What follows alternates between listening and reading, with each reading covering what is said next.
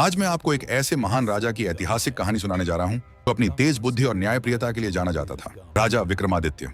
बहुत समय पहले उज्जैनी नाम का एक समृद्ध नगर था। वहां जन्म हुआ एक दिव्य बालक का, जिसने आगे चलकर भारत का सबसे बुद्धिमान राजा बनना था। विक्रम बचपन से ही असाधारण थे। जहां दूसरे बालक खेल में मग्न रहते, वो धर्म और नीति की बातें समझते। गुरुकुल में उन्होंने धनुर्विद्या, राजनीति और शास्त्रों का गहन अध्ययन किया। उनके गुरु अक्सर कहा करते कि बालक एक दिन संपूर्ण आर्यावर्त पर शासन करेगा। विक्रम का बचपन न केवल बुद्धि से बल्कि करुणा और साहस से भी भरा था। उन्होंने एक बार एक घायल पक्षी की जान बचाकर कहा, राजा वही है जो दूसरों के दुख को अपना माने। यहीं से शुरू हुई कैसे सम्राट की यात्रा जो आगे चलकर बना न्याय और धर्म का प्रतीक। समय बीत चुका था। अब वो बालक तो कभी गुरुकुल में धनुष चलाता था, आज उज्जैन का रक्षक बन चुका था। राजा गंधर्वसेन वृद्ध हो चुके थे और अब समय था नए युग की शुरुआत का। राजमहल में शंखनाद गूंज उठा। विक्रमादित्य का राज्याभिषेक होने जा रहा था। जयकारों से गूंज उठा उज्जैन का आकाश। पर आंख में उम्मीद थी धर्म और न्याय के नए युग की। लेकिन जैसे ही ताज उनके सिर पर सजा, दूर के राज्यों में ईर्ष्या की लहर दौड़ पड़ी। शत्रु सेनाएं सीमाओं पर बढ़ चली। विक्रमादित्य को अपने पहले युद्ध का सामना करना पड़ा। बोले, यदि धर्म पर कोई संकट आए, राजा को तिलक नहीं तलवार उठानी चाहिए। घोड़े की टापों के साथ रणभूमि हिली। शत्रु पीछे हटे। उज्जैन की धरती ने पहली बार अपने युवा सम्राट की गर्जना सुनी।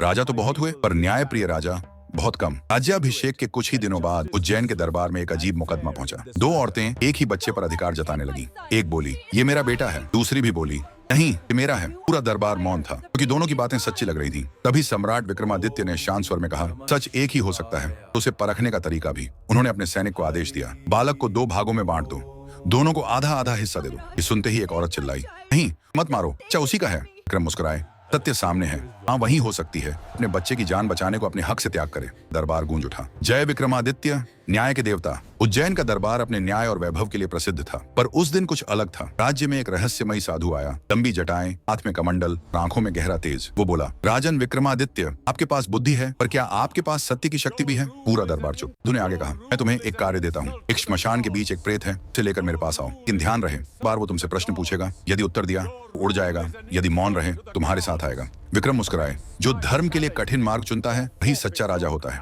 फिर अंधेरी रात, मशान की आग, वीर विक्रम का साहस शुरू हुआ। हाँ, हर कदम पर सवाल था, जवाब में छिपा था जीवन का ज्ञान। अंधेरी रात थी, श्मशान की अग्नि बुझ चुकी थी, पर विक्रमादित्य का संकल्प अब भी जल रहा था। उन्होंने उस शव को अपने कंधे पर उठाया, जो दरअसल वेताल था, एक ऐसा प्रेत जो ज्ञान से भरा हुआ था। वेताल ने ठंडी हवा में हंसते हुए कहा, राजन विक्रमादित्य, इतने साहसी क्यों हो? हर बार मुझे उठाते हो, मैं उड़ जाता हूँ, फिर भी हार नहीं मानते। विक्रम शांत बोले, क्योंकि धर्म का मार्ग कभी अधूरा नहीं छोड़ा जाता। वेताल मुस्कुराया, सुनो मेरी पहली पहेली। यदि उत्तर दिया मैं फिर उड़ जाऊंगा, और यदि चुप रहे तुम्हारा सिर फट जाएगा। वो बोला, राजा था चंद्रसेन, उसकी बेटी का विवाह एक योद्धा से हुआ।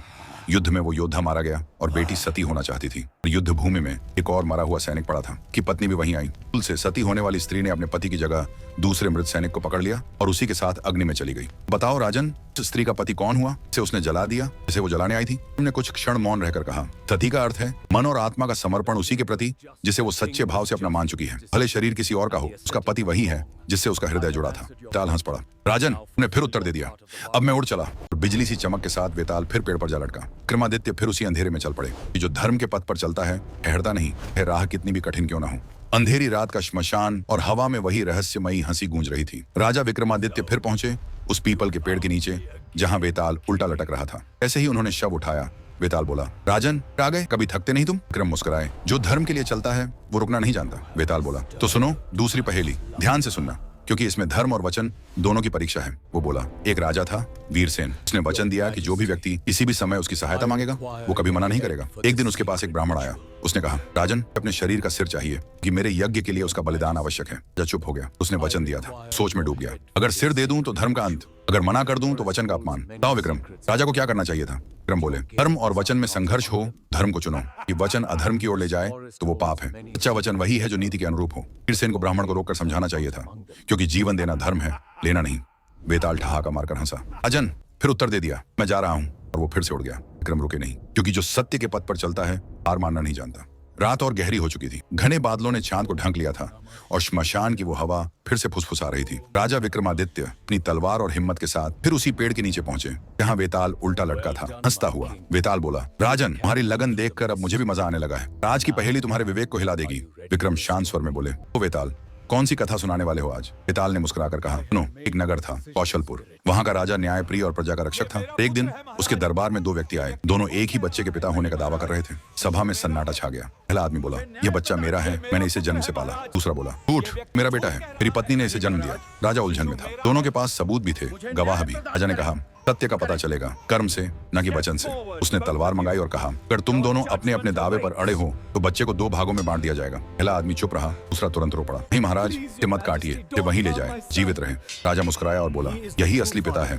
बेताल हंसा। बताओ विक्रम, राजा ने सच कैसे पहचाना जब दोनों के पास प्रमाण थे? विक्रम बोले, सत्य कभी प्रमाण नहीं मांगता बेताल। जहाँ करुणा और त्याग हो, सच्चा प्रेम छिपा होता है। झूठ कभी दूसरों के दर्द को सह नहीं सकता। बेताल जोर से हंस पड़ा। राजन फिर सही उत्तर दिया।